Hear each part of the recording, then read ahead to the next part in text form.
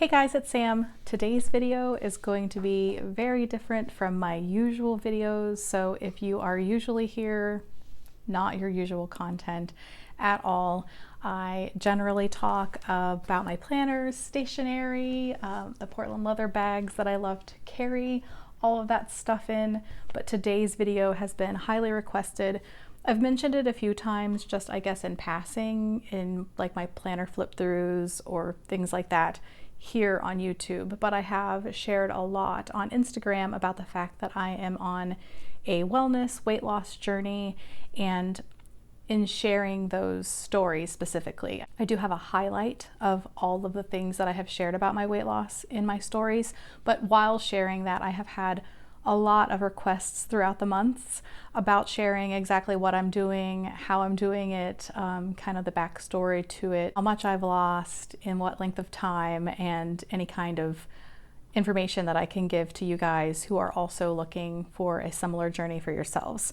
So this is a very difficult video for me to make. I'm usually, with my hands facing down with my planner or whatever, and I don't do as many face-to-face videos. And then this is obviously a very personal kind of video that's about, my own struggles with losing weight or gaining weight, and sharing numbers and stuff. That's not easy to do.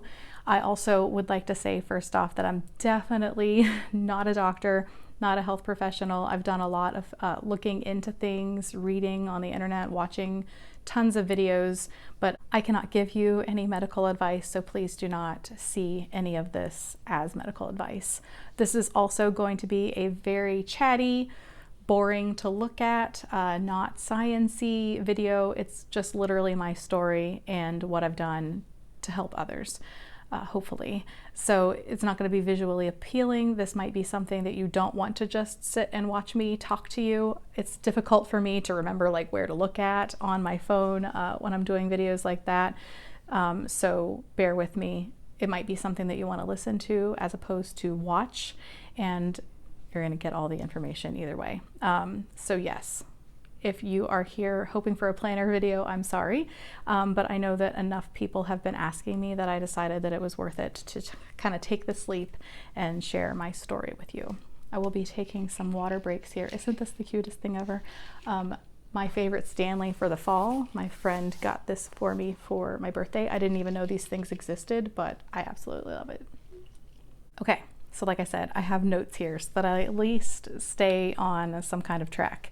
So I'm gonna give you first like a brief history of me as far as like my weight, and then I'll just move forward to where we are today. So the brief history is that I have always struggled with my weight. I was always like the bigger boned, curvier kid. My mother is definitely not built like that, but I take after my dad's side of the family. And so it was always difficult growing up with a thin mom and not being that yourself. So it definitely led to some issues. I think society definitely doesn't help making you believe that you have to be a certain way, especially when I was growing up, I feel like. So I was a teenager in the 90s, and like being very thin was like very, very popular, and that was the opposite of what I was. So I definitely struggled, and I ended up with eating disorders. So I have struggled with anorexia and bulimia throughout my life. My husband and I got married really young, and I ended up having 6 children. And so throughout the 6 pregnancies, I obviously had my body change quite a bit. I only gained a larger amount of weight with our first child, and then subsequent pregnancies, I had like retained the weight that I had gained. So I think with our first, I gained like 40-ish pounds, and after that, I didn't lose the weight. And so with our subsequent children, I only gained between 6 and 8 pounds for each of those pregnancies, which was good. It was good that I didn't put on any more weight, but I still had not lost it. So after our 6th child was weaning, she was a little over a year old, I would say, I went on a weight loss whole like overhaul. I felt like I did it in the right way, because it wasn't about like I need to lose weight because I'm X, Y, or Z, but I am worth investing in for my health.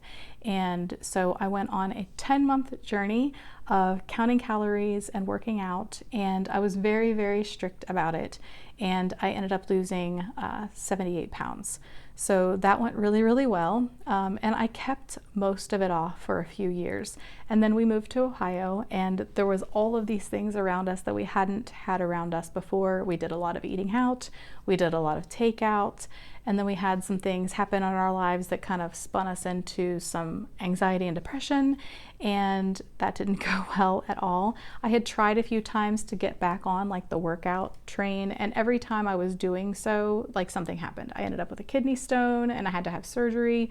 My gallbladder had to be removed, and there was just like things that kept coming at me, and I just kept saying, you know, some other day, next Monday, next Monday, next Monday. Just eating the standard American diet. Not that I didn't know how to eat healthier, I just had lost the motivation to do so.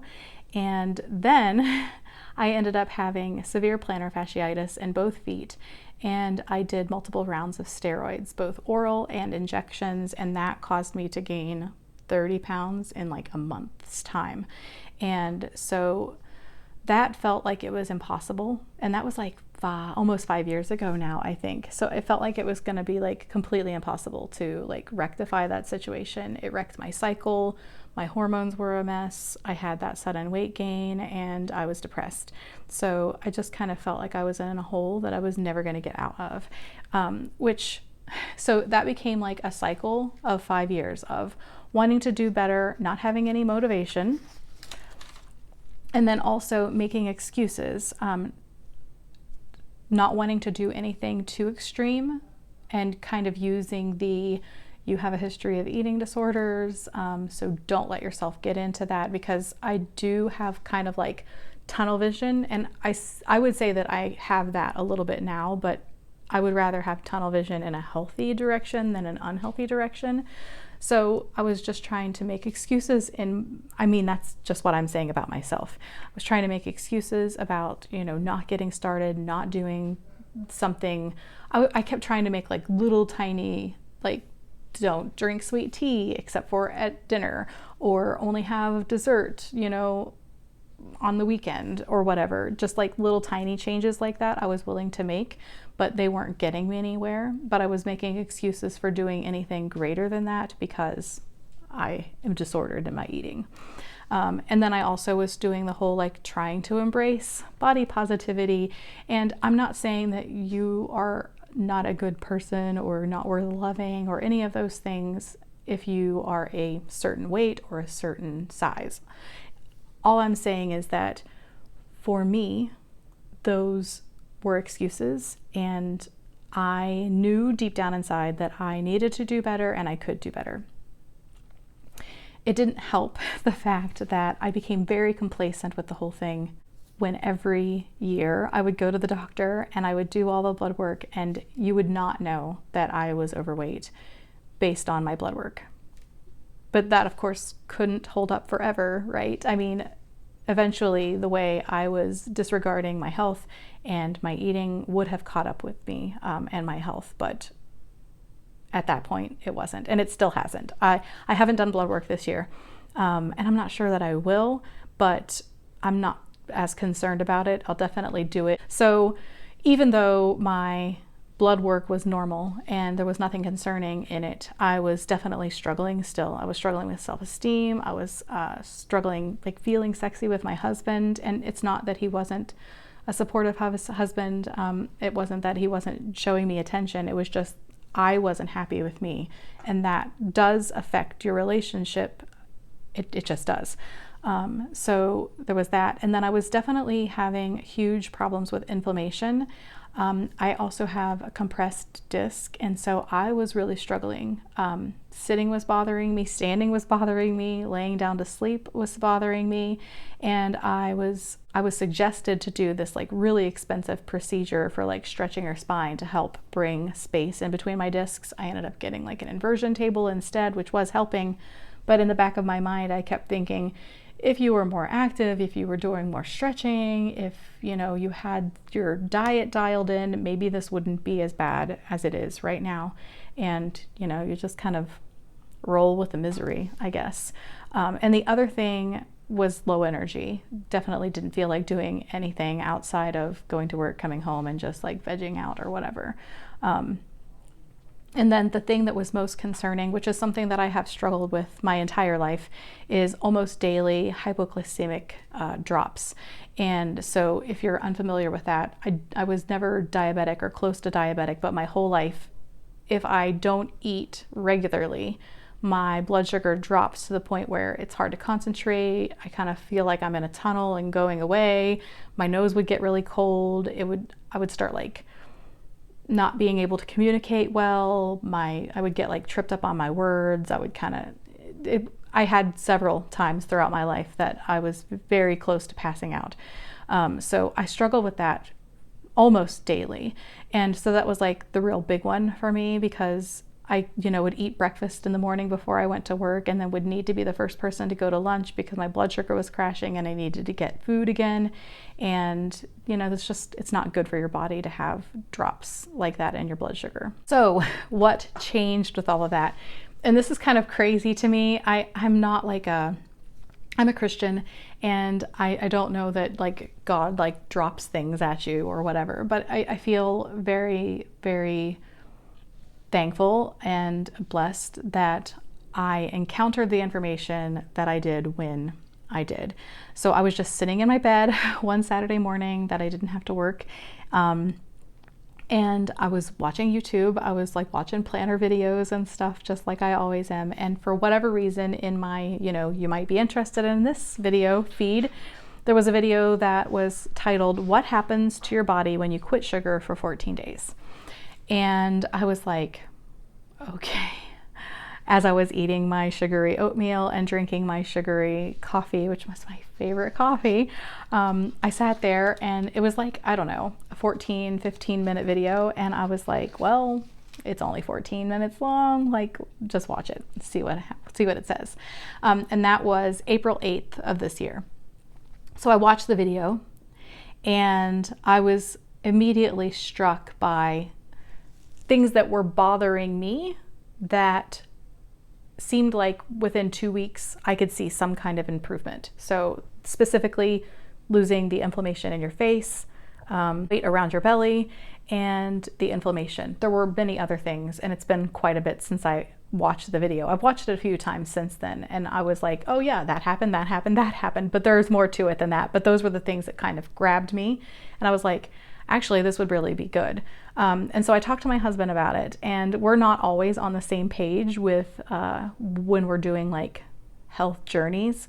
When I lost my large amount of weight, we went on that journey together. And then when I mentioned this, we decided to do this journey together.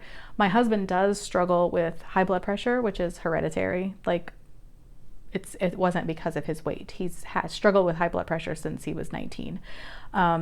At least that's when he found out about it. It could have been before that, and it's in his family. He was also having horrible issues with his digestion, and was really just struggling with every single thing that he ate. So he was like, okay, sure, it's 2 weeks, right? So that's the way I looked at it initially. I'm gonna take pictures. This is gonna be a 2-week commitment. I'm gonna weigh myself. And so that day we went out shopping for groceries, and we were like, okay, well, we're not gonna eat sugar.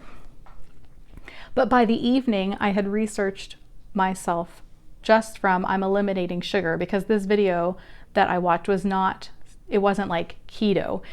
It was don't eat sugar, processed sugar. And it wasn't even like don't eat fruits. It was don't eat processed sugar. And so by that evening, I had researched myself all the way from not consuming sugar for 2 weeks to doing full-blown keto for 2 weeks.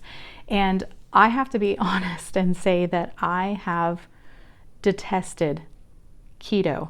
I have hated when I hear the word. I didn't want to do anything that extreme.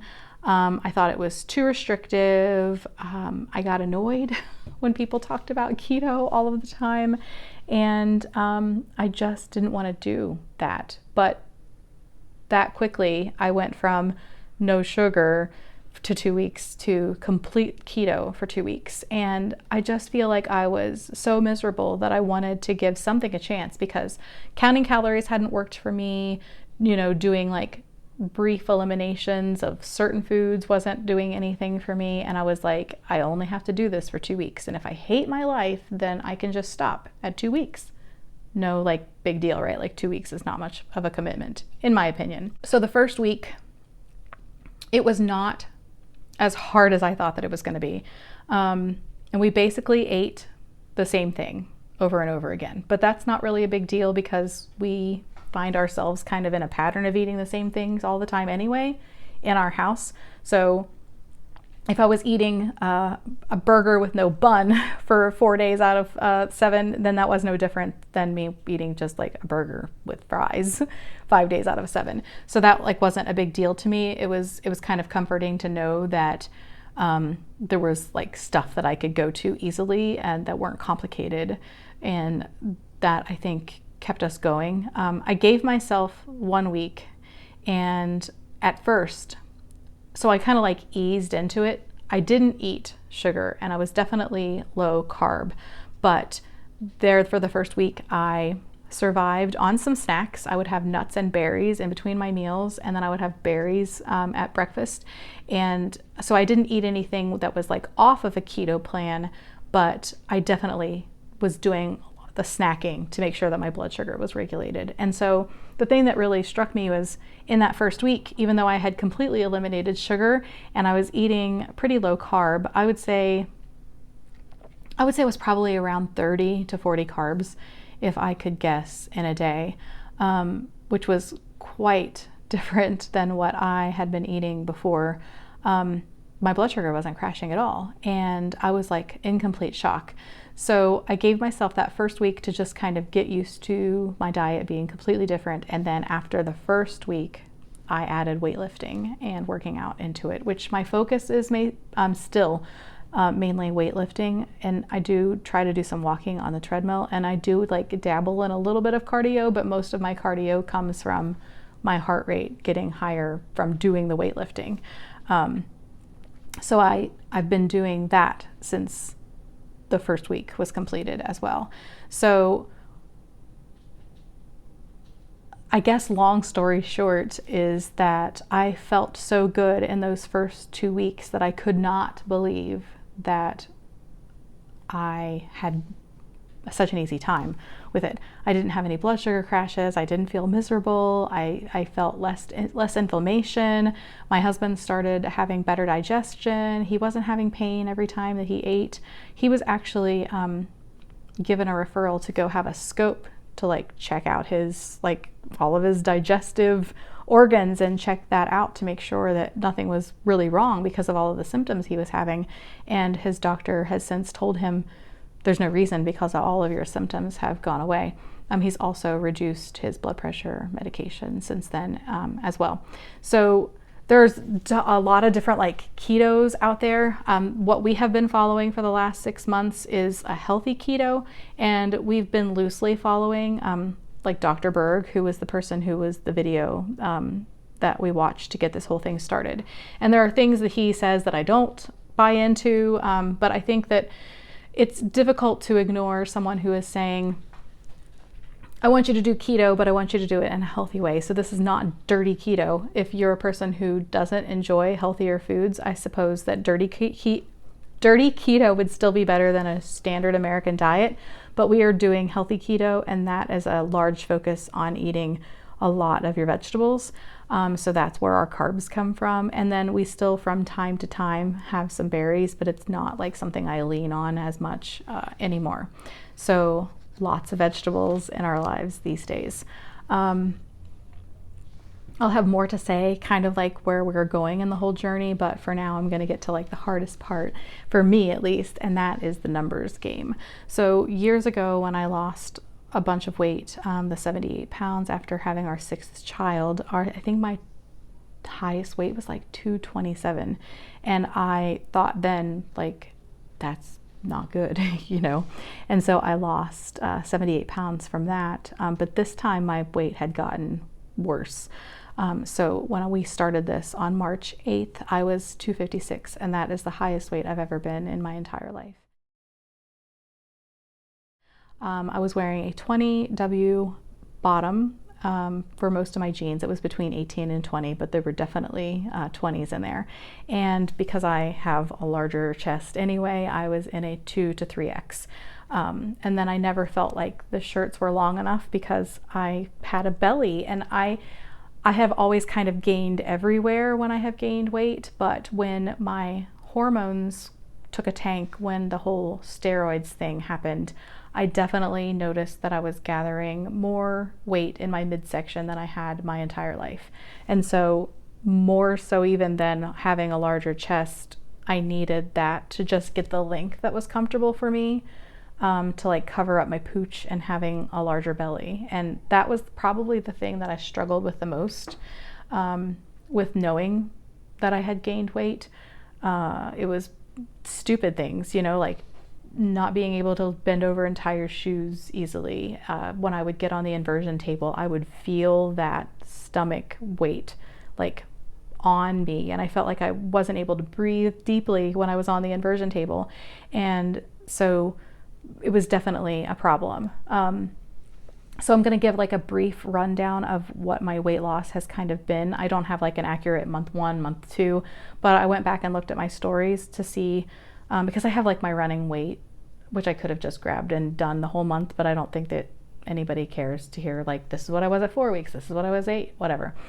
So in the first 4 weeks and in like 2 days, I think it was, I had lost 11 pounds. In 10 weeks, I had lost 20 pounds. In 14 weeks, I lost 27 pounds. Week 18, I started intermittent fasting, which 18 weeks to start intermittent fasting, I believe is kind of, I think that a lot of people start intermittent fasting with keto more like at a 2-month mark. And I think that that's what my husband actually started doing too. But I was very fearful of entering into intermittent fasting because of my history of eating disorders. And I kind of saw intermittent fasting as, oh gosh, is that anorexia? And I was really, really concerned about it. In truth, intermittent fasting it's not about reducing calories, which I thought that was like the calorie game. You didn't eat one meal so that you could reduce your calories, but you're actually fine to eat as many calories as you would normally, just scrunching them together. At the point of intermittent fasting is that you keep your blood sugar stabilized for longer, because no matter what you eat, when you eat, your blood sugar does raise.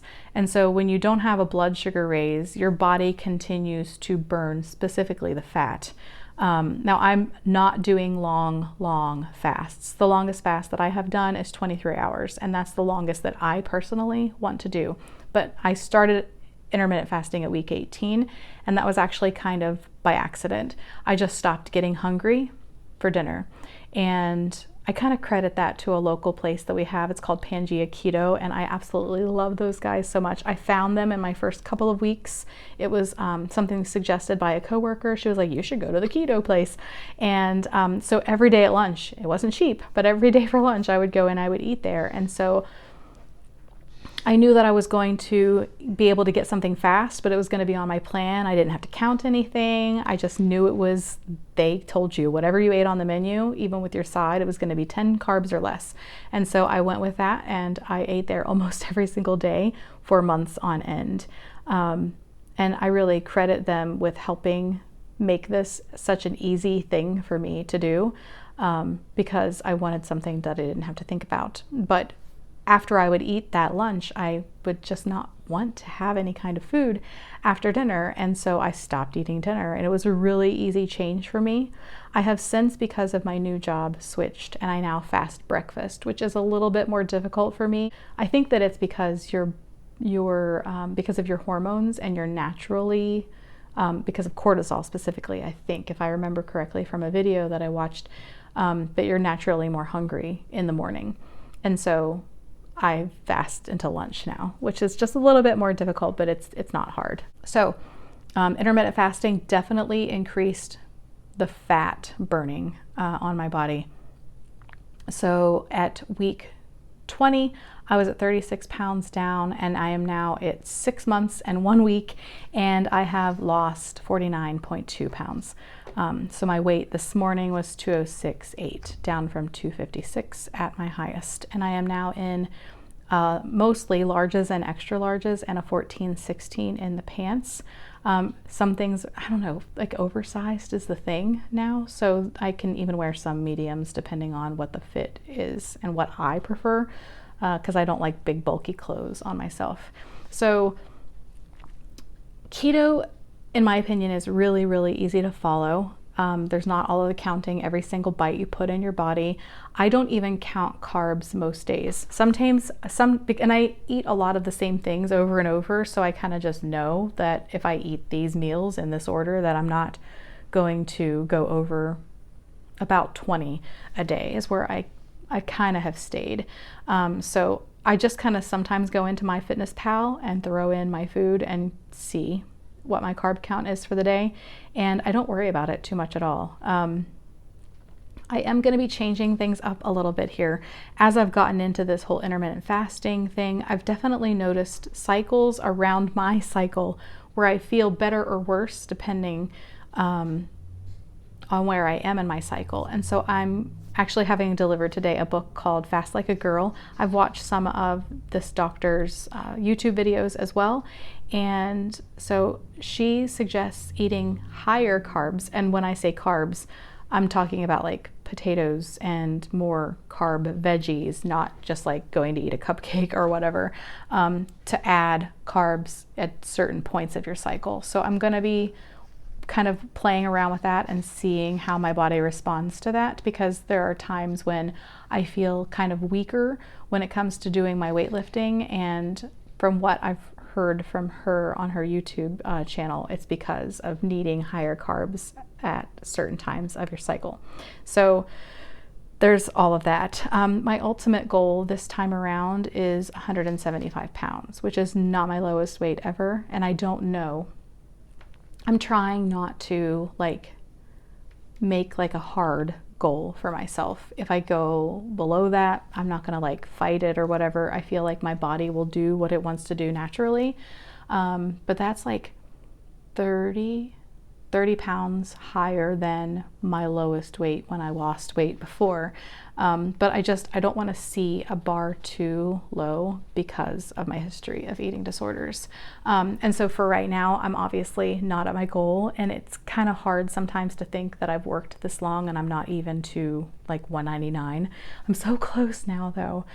So this is not like the best size. I'm not excited as much about like the weight on the scale even, but I make the right choices every single day. So it's really difficult to like feel bad about what you're doing or where you are at in your journey when you're just saying yes every day to your health. So I'm in a pretty positive mindset overall. I have good days, I have bad days still, but I'm a month ahead actually of where I wanted to be with all of this. So we're my husband and I are taking another trip to see Metallica next month. So actually, it's just a little under a month for us to go there.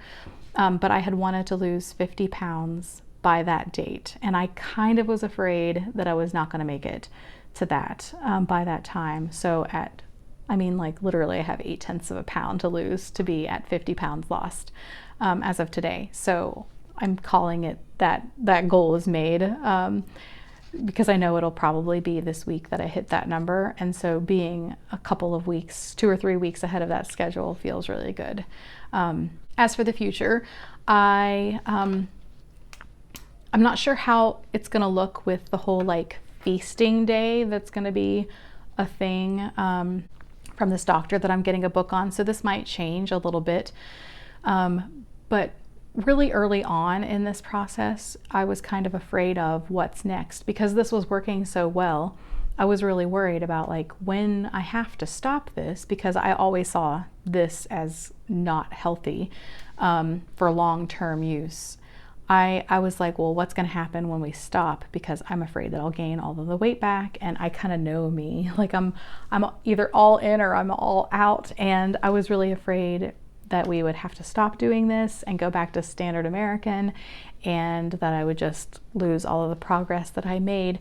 So a few months in, I would say we were like looking at only doing keto for 6 months. And I don't know that you necessarily need to stay at like 20 to 30 carbs a day. And that's the whole, like, I want to change up what we're doing a little bit. I fast every single day, and I don't think that that's good either. So we're going to be doing like fasting most days of the week, having one day where you don't fast, and maybe a day where you fast more than 18 hours, but I'm not completely sure about that yet. But when we were looking ahead, actually he saw the doctor, and this was probably about 3 or 4 months in, and I told him, I said, since you're going to see the doctor, I was like, just ask him, when do you have to stop? Like, what is his like danger? Don't do keto past this amount of time. And when he was at the doctor, he said that the doctor came in and was just like immediately so excited. And he was because his doctor had told him the year before, like, I want to see you have lost 10 pounds by the time I see you again. And he had gone months and months and months and months and gained weight instead, and then started keto, and then immediately almost lost that 10 pounds. And so by the time he went back to the doctor, he had made it past where the doctor wanted him to be. And he was like, you're the second person in a row that I have seen just now that is low carb. And he was like, I have never seen any diet change reverse hereditary disease like this. And so my husband asked him, how long before we have to stop doing this? And he was like, do it for the rest of your life. And so, you know, we kind of have moments where there's like our favorite bakery. Thank goodness it's like 3 hours away. But there's like our favorite bakery, and I'm like, am I never going to taste that again? But I know how I feel today versus how I felt 6 months ago. And I never want to go back to that feeling. And I also know that if a doctor had intervened at some point and said like, hey, you're now type 2 diabetic, that I would treat sugar like it was a poison to me. And that's what I've put in my mind.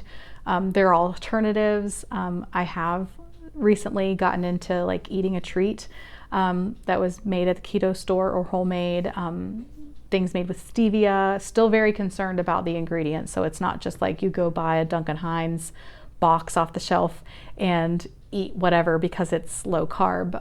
We're definitely concerned about having healthy sources of fat, what I think are clean sugar replacements. And so I do have little treats every now and again, and I'm just treating it like I had a disease. And I feel like I did, because I feel like my body never handled eating sugar well, and that I definitely had something going on with my insulin.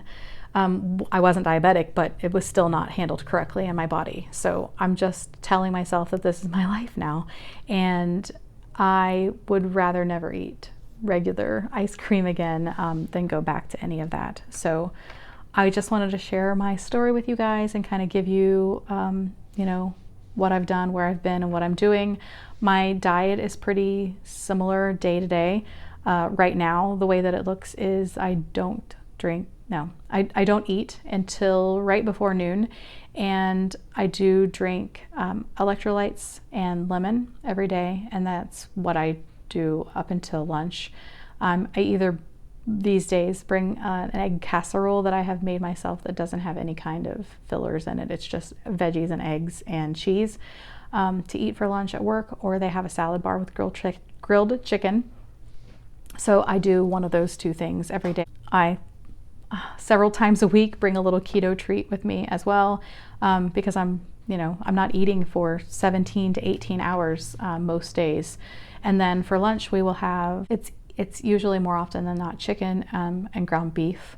I do like pork chops and things like that, but my kids are really picky, so we kind of have to go between the two things that they'll eat as well. And we will eat casseroles, lots of veggies, lots of salads. Sometimes I have breakfast for dinner again, because I really do miss having that. as much. So breakfast for dinner would be like 2 eggs, 2 pieces of bacon, 1 or 2 pieces of keto bread. And this is like really high quality keto bread, one that's not made with like all of those crazy oils or whatever. It's made with olive oil. It's really expensive. I pick it up at that keto store, but it's definitely worth it. And then I drink water, straight water with electrolytes, and hot tea with like stevia in it. And I don't really vary a lot from that, and I'm fine with it. Like I said, how many times do you eat pizza and then complain, well, I can't eat pizza anymore because it's horrible. So it's kind of like that for me. We try to get some recipes in for some changes in what we're doing, but overall, we kind of cycle through the same kind of meals over and over again. It makes it easy because you can pick up the ingredients really easily. We eat as high quality as we can. Good healthy coconut oil, good healthy extra virgin olive oil, grass-fed butter, vegetables in season, frozen, that kind of thing. Lots and lots of salad, like I said. We've also been drinking spring water so that we have the minerals to go back in our body. Also, I try to lift 3 days a week unless my cycle tells me that I can't. And then I also incorporate a lot of stretching, and I try to walk on the treadmill or outside, or I'll walk around work. Where I am now, it's okay for you to like step aside. It takes me about 7, 8, 9 minutes, depending on the day, to walk around the building and just get up and get active and stretch. I also ordered a standing desk attachment, which I will have linked in my Amazon links for work, because it's not healthy for you to sit all day. And I just feel like there's been this stacking of health things happen, switching to mineral water, eliminating sugar, being able to get up throughout the day and use my standing desk attachment and not be sitting. We've moved to barefoot shoes instead of regular shoes, and suddenly with shoes that have no cushioning or arch support, I've gone from severe plantar fasciitis to walking all day at an amusement park with shoes that I would think have killed me, that I'm perfectly comfortable in. So it's just kind of crazy that all of these healthy things just keep multiplying and multiplying, and we're just really, really thankful and blessed to have found this way of eating. And I feel like it's just reversing so many things that I was just like, well, I'm 40 now and this is just the way life is going to be, but that's not true. It didn't have to be that way, and I'm really glad that I feel like I have more of my life back now. So if you've stuck around this long, thank you so much for listening to my story. I don't know if you would be interested in seeing like 6 months from now or any more updates from here. If I don't do videos, I will definitely continue to be sharing on my Instagram stories my success. So if you'd like to come follow me there, you're more than welcome to come and say hi. I hope that this video answered the questions that many of you had about what I was doing. I know that it's not easy to hear an answer of, it's a lot of dedication and a lot of work. And oftentimes when I have seen someone successfully lose a large amount of weight, I'm like wanting to hear that it was really easy, or that they did something quick to make it all go away. But reality is, it's just a lot of work and dedication, and you have to stay in a good mindset to just get up and do that every single day. Having positive things happen as a result of the changes that I have made every single day definitely help to be able to get up and do it all again the next day. So I hope that this helped you guys, and I hope that you enjoyed this video. I usually say that if you want to see more content like this, to please subscribe, but I can't promise that I'm going to be doing a lot of videos like this. I guess it's going to depend on what the interest is in this. So if you would like to see more from me, I would definitely tell you to go ahead and subscribe. Maybe I'll turn you into a planner or something as well. So if you like this video, please give it a thumbs up. It definitely helps other people find this video. And if you would like to subscribe, go ahead and do so. I hope to see you again soon. Thanks so much for watching. Bye, guys.